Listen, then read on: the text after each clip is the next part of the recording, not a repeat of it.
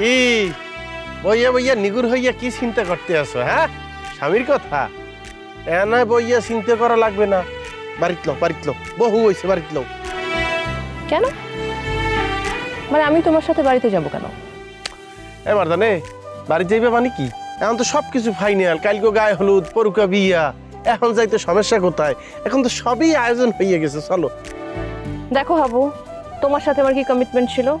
বিয়ে পড়ানো হবে, কবুল বলা হবে, সব সাক্ষীরা চুক্তি মোতাবেক কাবিন নামায় সই করবে, তারপরে আমি যাব তোমাদের বাড়ি। তার আগে না। ওরে ব্যাপার তো তোমার কথা মতোই হইতেছে। সেকেন্ড সেভেন তো থাকবে বিয়ের অনুষ্ঠানে। এখন চলো। তুমি বলেছো, সে তো বলছে না, সে সম্মতি দেয়নি এখনো।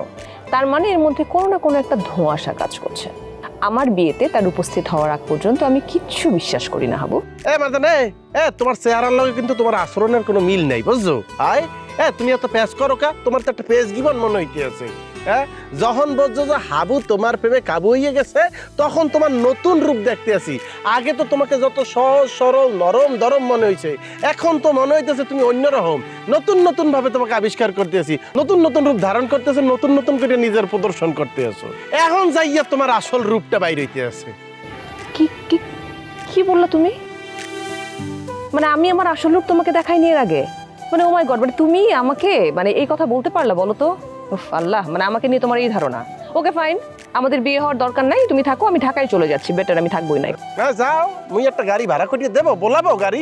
তোমার কষ্ট করে আমার জন্য গাড়ি ভাড়া করার কোনো দরকার নেই। আর তোমার কি ধারণা যে আমার জন্য গাড়ি ভাড়া করার লোক নাই? এই গ্রামে অনেকেই আছে যারা আমাকে ভীষণ ভালোবাসে এবং আমার ভক্ত। তুমি ভেবো না এই গ্রামে শুধু তোমারই ভক্ত আছে, তোমাকে মানুষ ভালোবাসে, তোমাকে মানুষ গ্রামের ব্যাপার কে আমনের ভক্ত, সবাই আমনের আশেকান মুরিদ, কোনো সমস্যা নাই। সবাই আমনেরই ভালোবাসে, মোরে কেউ ভালোবাসে না। আমনে শুধু মোরে ভালোবাসেন, মোর দেওয়া না। এই কারণে তো হাবুর পিস পিস ঘুরতে আসেন। কি বললা তুমি? মানে আমি তোমার পেছনে পেছনে দেওয়ানা হয়ে ঘুরেছি? মাই গড হাবু, তুমি এটা বলতে পারলা? মিথ্যা কি বললাম? ঢাকার এয়ারপোর্ট দিয়ে শুরু হয়েছে, এই যে মনে নাই? এরপরে এক লগে অস্ট্রেলিয়া গেলাম, তুমি মোর পিস ছাড়ছো। এরপরে মুই দিয়ে সাইয়ে পড়লাম, এখান দিয়ে তুমি আবার বলাইয়া লইয়ে গেলা লন্ডন।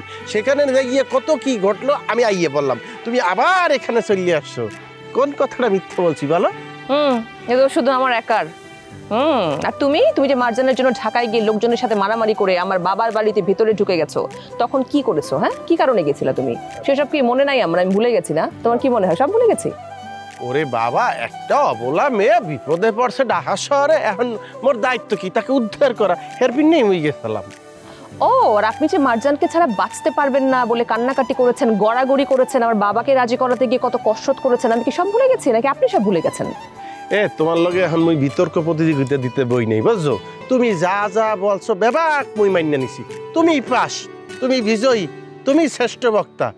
আগামীকাল যেহেতু মগো গায়ে হলুদ, দুইজনের গায়ে হলুদ এক লগ হইবে, একটা অনুষ্ঠান হইবে, মগো বাড়িতে হইবে। লও।